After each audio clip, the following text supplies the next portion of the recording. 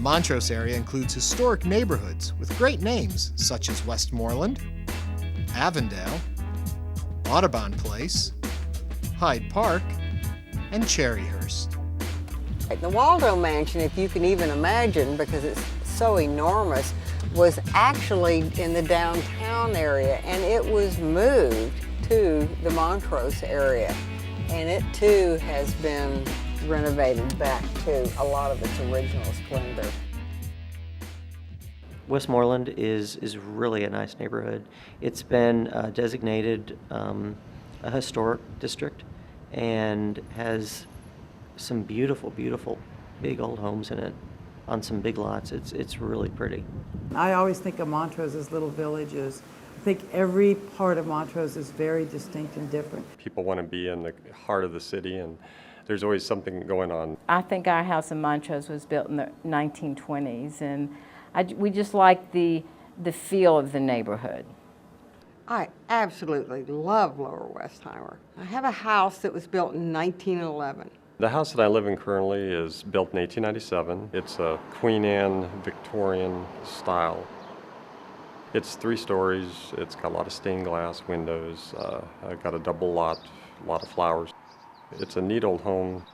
When I first bought the house, it was a legal office, a law office, and it hadn't been lived in for over a year. It took about a year and a half to renovate it and to bring it back to its original state. And now it's a great home, and I do a lot of entertaining there. I've had the honor many years of being involved with entertainment for an event called Bringing in the Green, and it benefits the Montrose Counseling Center. By 1978, with the influx of so many newcomers to the neighborhood, community leaders realized the need for an agency to deal with quality of life issues, and the Montrose Counseling Center was formed. The center is a nonprofit organization that offers mental health services primarily to gay men and women, but reaches out to all of the Montrose community. By the late 1990s, the look of Montrose began to change with remodeled bungalows, townhomes and condominiums, office buildings, shops, bistros, and sidewalk cafes. All of this brought higher property values, higher taxes, and higher rents. We're becoming overrun with very expensive townhomes and empty nesters coming in. And I think for the most part, they are still very tolerant and accepting of the people that live here. But there's a lot less tolerance of those bars and the restaurants and the things that those of us who are long-term residents of the area have grown to love and tolerate. So there's this kind of tension between the upwardly mobile and the free thinkers. That's the ironic thing, is the people that are moving into Montrose that want to change it, but they're attracted to it being the way that it is. And it's like, why are you going to come in here? If you're attracted to it, why do you want to change it? Leave it how it is. I think the biggest change is the fact that the land is worth so much now that they're cramming all those townhomes onto the lots. And so you miss the old bungalows with the big porches. Where there was one house, all of a sudden on a lot there'd be 3. Or where there were 2 houses on a lot, all of a sudden there'd be 6 or 8. I would say Montrose is more trendy now than funky, because I feel that it's changed its whole style. It used to be such a strong gay neighborhood. But the same thing happened in Montrose. It happened in Oak Lawn and Dallas. It happened in Atlanta. That happened in San Francisco.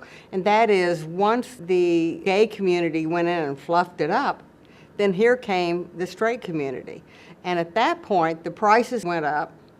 It became more difficult for many of the people in the gay community to live there, and a lot of them were driven out.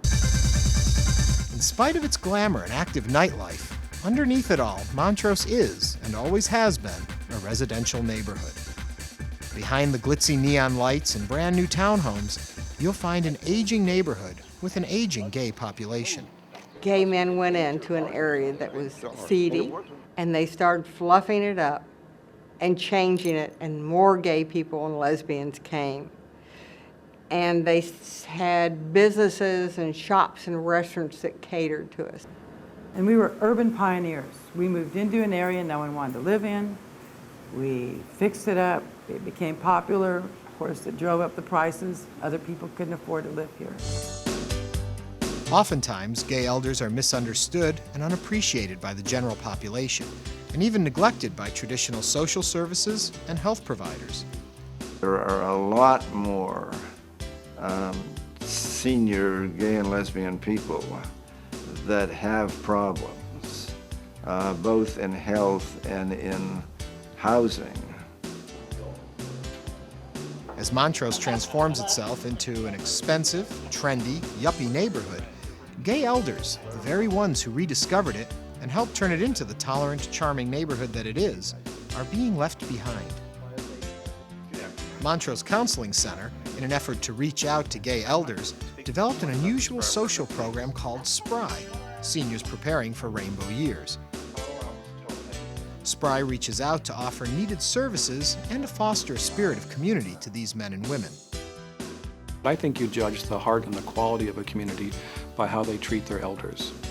And I think the elders are a resource. SPRY provides counseling, peer groups, and social opportunities for gay, lesbian, bisexual, and transgender seniors age 60 and older.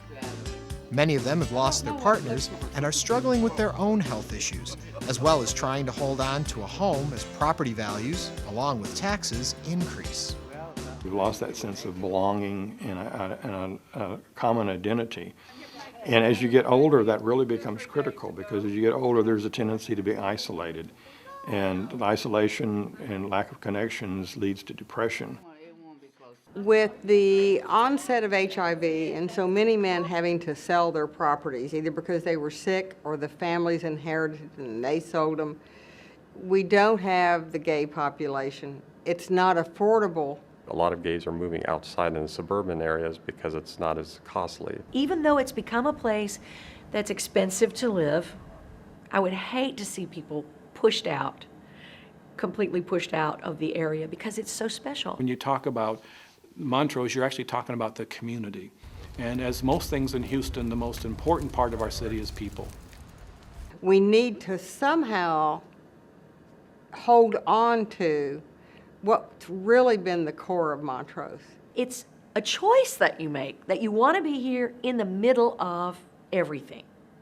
You want to be a little edgy, you want to be creative, and I think it still stands for that.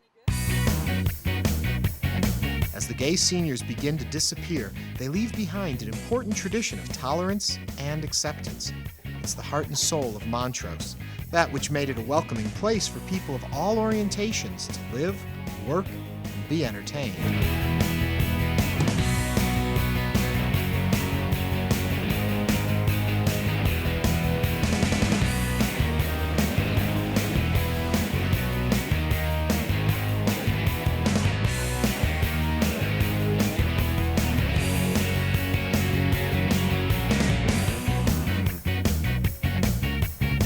Montrose has changed, but has it lost its edginess?